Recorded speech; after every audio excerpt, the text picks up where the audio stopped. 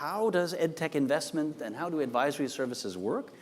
That panel is going to be led by Charles Mclntyre himself, who almost needs no introduction, but I will do so anyway. He's the CEO and founder of IBIS Capital, which does investment banking, venture capital work, hedge fund management, invests in EdTech and learning technologies as well. He's also the co-founder of EdTechxEurope, this whole conference series, including the operation that started up in Singapore. He's also the co-founder of EdTechxAsia that just had its inaugural meetings earlier this week. And he's chairman of a number of different companies, including learning companies. So, Charles, please come out. Everybody. Thank you. Close your eyes. Go up. Everybody. Close your eyes. Well, we're here with a very interesting panel, and I'll introduce you to them in a second. As Broad mentioned, we're now talking about really the funding side of the equation. And obviously, this is a very important part of the ecosystem because we need all of the parts to function well to be able to create new developments and new businesses and new opportunities. So the purpose of this panel really is to discuss some of those issues and to try and understand what can be done, what some of the issues are, and for innovators out there and entrepreneurs is to understand what these folks are actually looking for when they kind of review opportunities. So just to start off by kind of introducing who's around me, immediately to my left is Andy Marsh.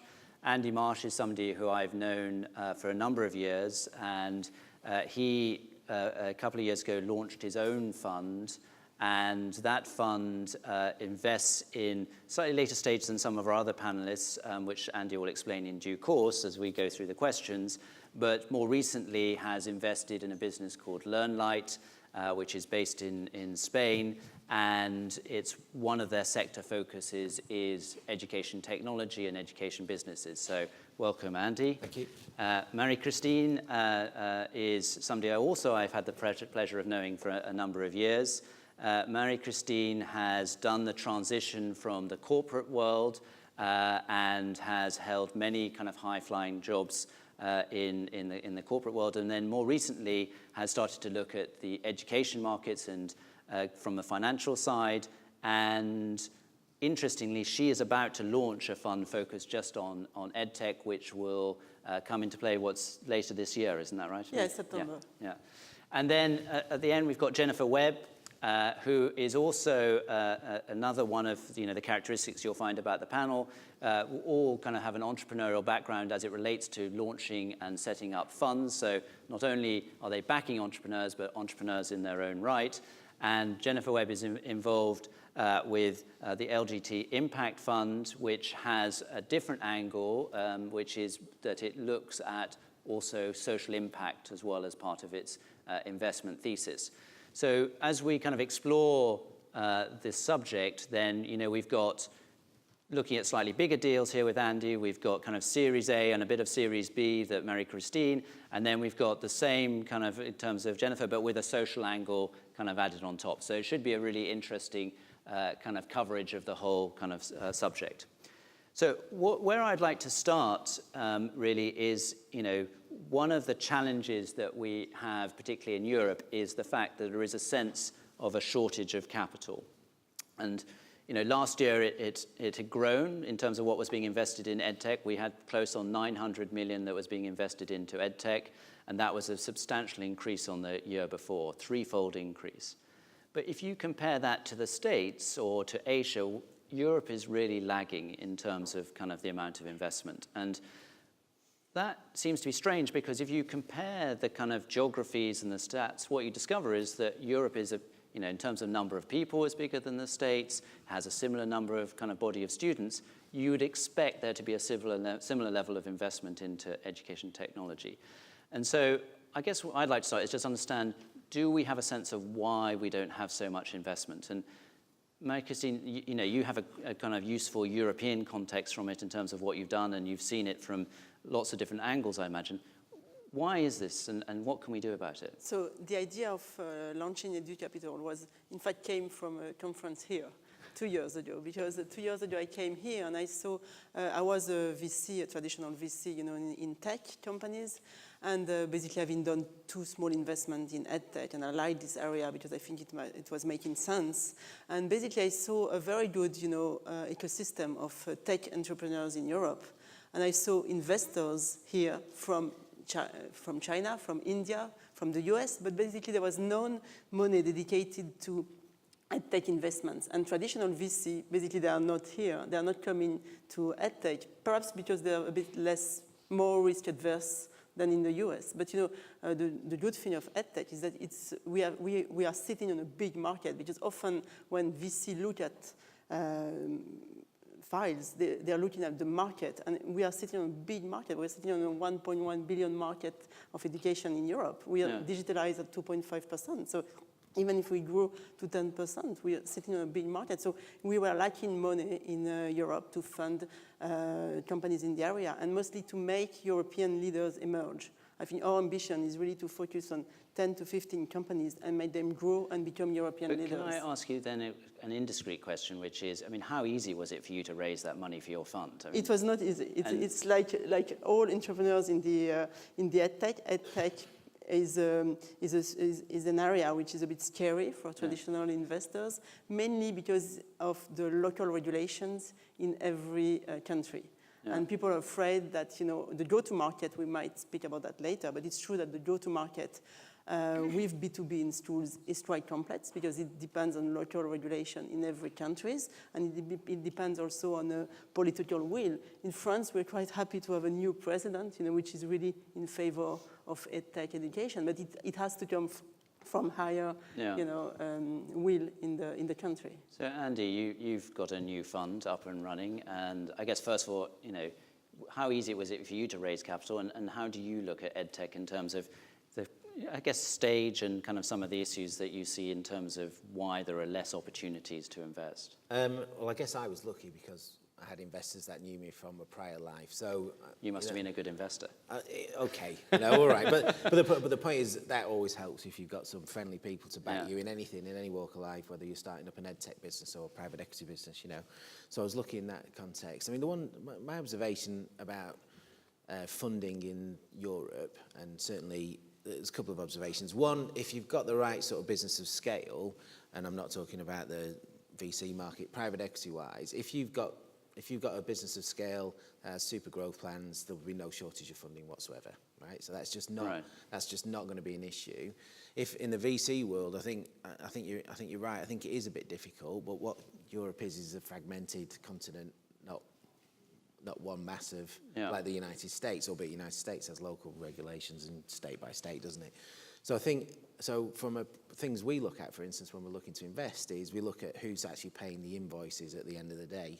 And, you know, so what's the state funding like for actually the actual, basically, who's the end customer and how's that funding going to come about? So I think that there's some of the challenges perhaps US VCs might face when they're looking at, do we actually put, or US funders might face when they're thinking about putting money into European venture capital funds, because I think if you've got a technology that is scalable and can cross geographic borders, then that's super.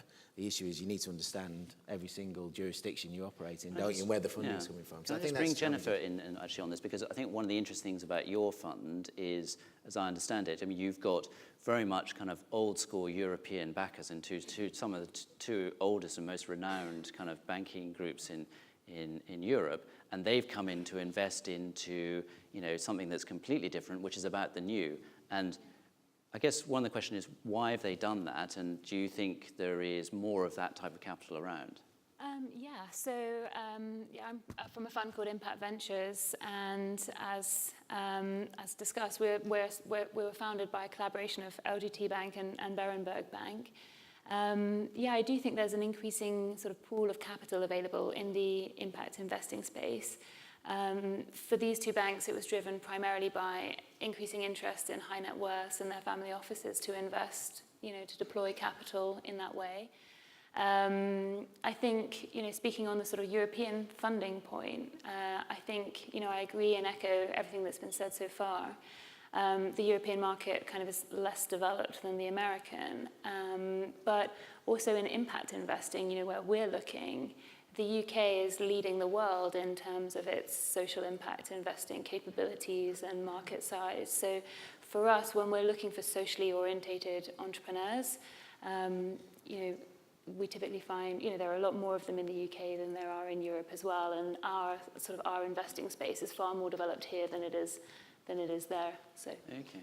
If I can add something, I think that, regarding in comparison to other tech areas, difficulties in Europe can also be seen as an advantage, because basically we don't have that many US companies entering the European market. Yeah. So there's a real potential for European players to become that's big. a really interesting, because one of the things that I reflect on when I talk to companies is the fact that, the US is always sold as this big single market that people can kind of go after. And one of the things that people forget about Europe is that because we have to export into multiple markets with different cultural and language issues, that in itself creates a flexibility for the entrepreneur in knowing how to deal with multiple markets, which allows for export to other places, which the US is not so used to and should provide some competitive advantage.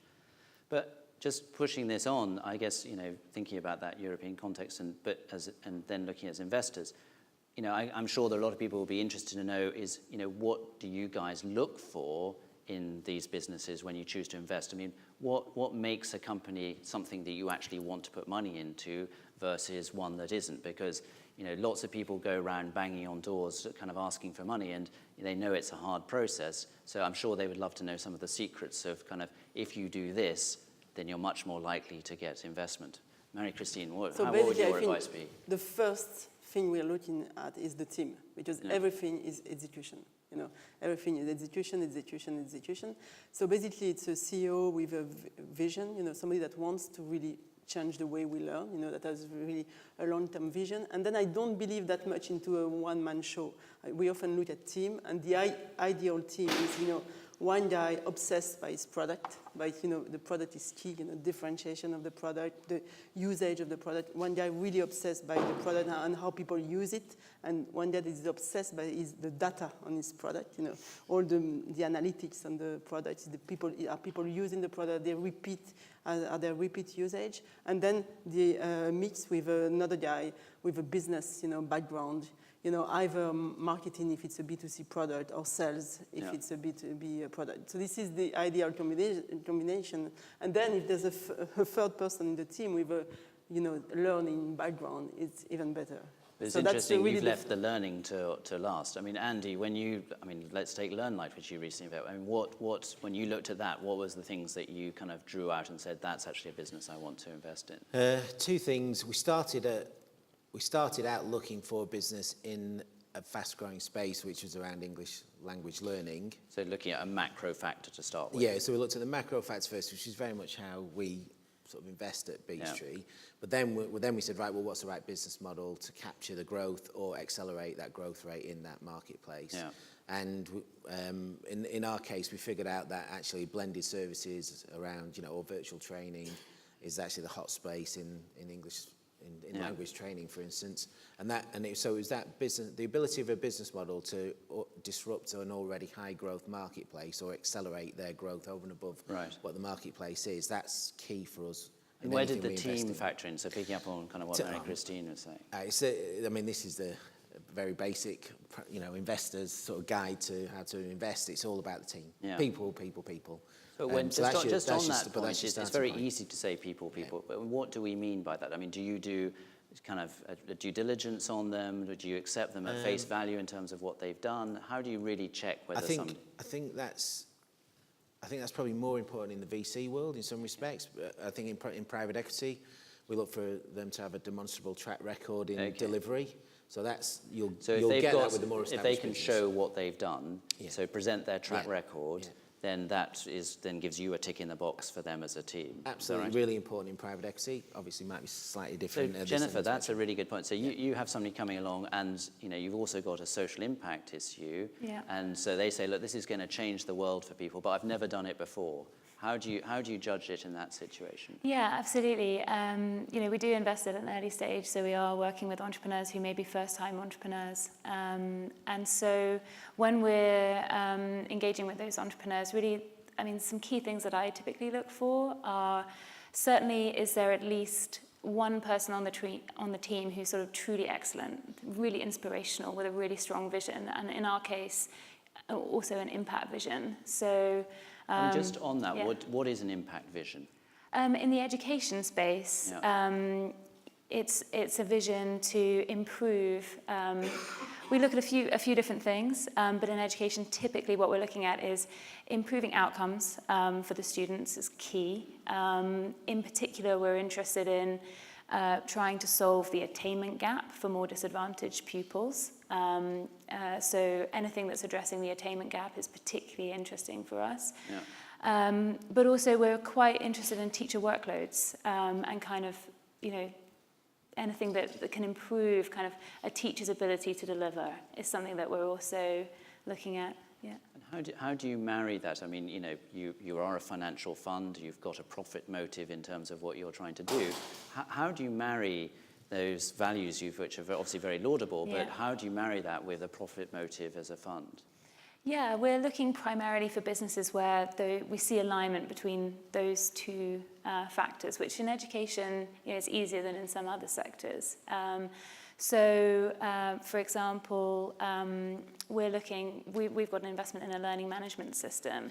That system helps teachers to deliver classes in a much better way, in a more project-orientated way, for example, and we have evidence that improves the outcomes for those students and those schools. So we know that solution is having impact. But there are a number of other, interventions, businesses in the space whereby if they performed more, sold more, we would have, more happy teachers and better student outcomes. So we're always looking for that alignment as opposed to, say, a financial software system within education. So just to sum up where we've got to, so if we come knocking on your door, then we need to kind of show efficacy in terms of what the kind of product and service can do and is it just teaching, or you'd look at anything that? No, so I primarily focus on sort of the teaching segment, but we also do look at reskilling and at early years as well. Okay, and so and then we do also need to show kind of a business plan and absolutely. Okay. Yeah, absolutely. I mean, we operate very much like a commercial firm, but we just bring this extra lens in terms of we really are very rigorous about efficacy and outcomes. Okay, so we've got efficacy, then we've got a big focus on team for Marie-Christine, and then for Andy, you need a really good track record, otherwise he's not going to look at you. So we need to make sure that we build a solid business plan with our kind of history behind it as well. Sorry. Focus on team, but also on the business model. And then I think I will differentiate. In B2C, if you have a B2C product, you need to show that with your product you have a big audience without spending too much marketing dollars.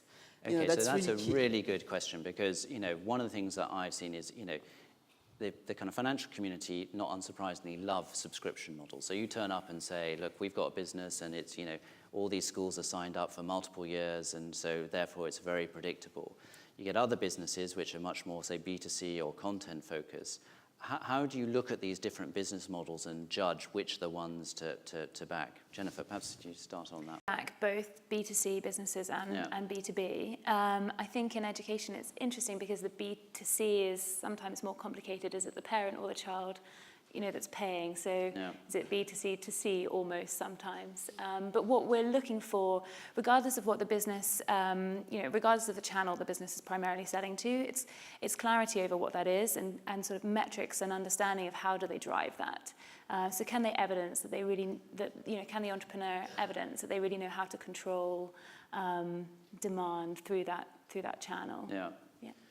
Marie-Christine, I mean, talking about would you look at content businesses as part of your fund? We will look at content businesses, even if it's not often the easiest business models because it just creates a lot of money too. Right. But we will look at, so basically we look at two different models. Either B2C, so for B2C we need audience and we need that people have found ways to monetize it, that, all the ratio to get to freemium or the ratio to get to subscription are working. So that's for the B2C, but the audience needs to have been acquired, thanks to the product and to the, to the word of mouth and not to advertising dollars. And in B2B, which is B2B selling to schools, we look at, sales results. You need to have already customers and repeat purchase and repeat customers. So, I mean, to me, we're talking about distribution channels. I mean, you're saying if we go B2C, then as long as it's got a wide audience and good access, then that you'll look at.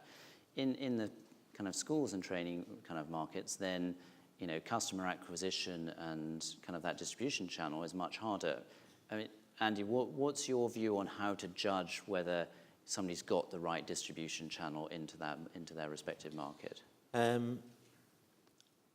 I go back to the macro theme about how education's funded in a certain marketplace and where the pots of money are. Right. And then, so follow the money. Follow the money. Understand that and understand, because you can have underlying drivers of demand, but if that's not matched with where the funding is coming from, or the, if you like, the ideological aspects of whoever the funders are, then you're gonna, with the best will in the world, it's not going to work. You need willing funders, and you need willing users. And you need great business, either a great business model or great B2C product to engage and teach those students, whether if it's school level or tertiary level or whatever. So I think that's how I would look at the education market in any country, actually. Okay. So what I'm going to ask, I'd just like some examples, if you can think of them, of success stories that we might kind of look at. But while we're doing that and giving you time, just a brief moment to think about it, there is an opportunity if you want to put questions to the panel directly. You can link up through, then it will be put up on screen so we can see if there are any questions that are pressing from you guys that you want to direct, either generally or to particular individuals. So, but while we're doing that and you're putting those questions up, just perhaps some examples of, Marie-Christine, what One do you of think? the big success in France was a company called Cross Knowledge. That was, they were doing 30 million euro turnover. They were sold to the US publisher Wiley's, for $175 million. So that was really one of the first really big success, in EdTech in France. Basically, their model was corporate learning. In terms of corporate learning, I think that the go-to-market and the way we look at it is exactly the same than any type of other B2B SaaS company, And basically, Cross Knowledge, they went fast with a very good team, very good execution, and they were able to attract, as we say, big B, like big, international companies, and they were able to roll up quite But I think fast what was in different interesting, countries. about Cross Knowledge, I think, which is really interesting in my view, is that, it also had the benefit of being a sort of scarcity value. There weren't that many businesses of that scale, and so I think one of the things that we're experiencing, which kind of I think picks up slightly on what Andy was saying earlier, which is, there aren't that many businesses at that sort of level in terms of 20, 30, 40 million of kind of revenues to attract kind of the bigger strategic players. But I think Cross Knowledge is interesting. Jennifer, is an example of something that you think is successful that others might kind of look to as an example? Yeah, speaking with bit of an impact lens, I think, really it's a bit early to kind of call out big success stories in our sphere. I think certainly where we're looking, a lot of the companies are at relatively early stages. There are some showing some really good traction, Satchel Show My Homework, Arbor, for example. Right. Some really interesting growth stories kind of on the way, I think, and some big successes to come. But I think certainly with an impact lens, I think it's too early to call a big success in our space. So just, if you're not calling it, what would be a big success in the impact space for you? I think a big success, looking at where we are now, I think a big success would be, an exit for one of these businesses at kind of in the tens of millions, so 20, 30 million, something like that. I think that would be a really big success for us. Okay. Yeah. Andy, anything that... Depends how you measure success, of course. So, Dodging the question. Well, no, I'll give you two answers to it. A success for us is one of our businesses plans, it's worked The product's been hugely successful, and this is why I think it's interesting about your comment about social outcomes versus financial rewards. Well, any really good business will want to provide the very best service at a price point, to excel in that marketplace, whether it's in EdTech or FinTech or MedTech or anything else. So it's all about excelling and being the best you possibly can in the marketplace to capture market share. So for me, that journey, that's a success for us. If we succeed on that journey, so take LearnLight, and there's a few other firms out there, but obviously we think LearnLight's great. If we can basically take language training, and instead of a chosen 200 people in a large multinational company, and we can get that out to 10,000 people in a large multinational company, we've succeeded. Because that business model, using technology, education technology, has reached out to more people to teach them languages, and therefore they've probably become better at what they do. So we've succeeded. Now, if we do that well, the money will look after itself. That's my. No, I think that's a really good point, which is, and it helps answer one of the questions that's come through, which I think is, if you focus on delivering a great service and a great business, actually the value comes with that. One of the questions here, which kind of links into that from Nick Stanley, is that are you always looking for investments with a known exit strategy from the outset? So, is it important where that kind of end result is going to come from? So, Mary-Christine. I think it's quite important that you need to have at the beginning an idea of who can be your buyer. If we don't see any potential buyer, we might not invest in this company. So at least have an idea of who can buy you. And when you say that, is that kind of identifying individual companies, or is it just saying, look, this is a sector that would be really interested in kind of my business? Yes, it can be sectors or even companies, but identify different people that can buy you in 5 or 10 years. Yeah, and Jennifer, it seems to me that's going to be an interesting question for you because who should a business be looking to sell to realize your investment when you've got these other aims as well? Yeah, it's something that we consider a lot. I think in the education space, where we're looking at companies, where there's this alignment in terms of business performance and social outcomes, I think it's less of a concern because presumably the acquiring partner would want to continue to grow the business and continue to kind of therefore create that impact. But it's something that we would consider in the circumstance when exiting to a business. Is there that alignment between the entrepreneurs and that business in terms of vision and where they want it to go? But yeah, we do look, at the exit routes for business. And we are an equity investor, so that's part of what we look for. Good. Well, just running through, I mean, we've got a lot of kind of what EdTech companies are out there at the moment that excite you. I mean, we've talked about some of the success stories, so I feel that's probably already answered. So I think then, that one of the questions here is about internationalization. And, Mark Johnson asks, do you believe international is a must-have outlook for an EdTech startup, or could you invest in a domestic champion? So, I think this is particularly interesting in a digital world because as we talk about EdTech, then, national barriers are very different to physical businesses. So how important is the international aspect? And is there room for just domestic champions? Andy, because you've got quite an interesting position. You've got a UK-based fund, but you're investing also in international businesses. Look, if you've got the ability to go at other markets other than your own domestic one, then that's a big tick in the box. You can't get away from that. Should we ignore absolute domestic champions in a high-growing domestic marketplace? No, we wouldn't. Because as investors, we should still be able to make returns out of that. And, as part of an investor's job, it's actually to help the management team develop the strategy to think, right, well, what could we do internationally anyway? So they might not have an international strategy on day one, but you might be able to develop that over time. Yeah. Mary-Christine, and presumably international is important Yeah, for you. international is important. Mostly, international in Europe. I think we're really looking at companies that can do another European countries from their local country. We're quite skeptical about companies that want to go to the US immediately, for example, 6 months or, after their launch. US is a difficult market with a lot of competition. But at least that they can show that after having gained a certain critical size in their own country, they can do another European country. proves that the model is scalable, you know. And then you can do other countries, but at least do 2. Okay, well, I think we're coming to the close. We do have consistently likes for asking which EdTech companies are there out there at the moment that excite you. So I think as a closing remark, just if you can think of an EdTech company that really excites you, because that seems to be an interest from the audience. Jennifer, I'll give you. Yeah, sure.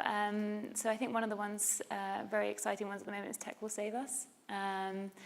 You know, it's sort of an e-commerce toy business in the STEM space, so helping kids learn through play. And what I really love about that is its mass sort of potential and scale to improve learning. So. Brilliant. Well, on that note, we're out of time, so thank you very, very much. Thank you as well for your questions. I'm sorry we haven't been able to answer them. And please, a round of applause for our panelists.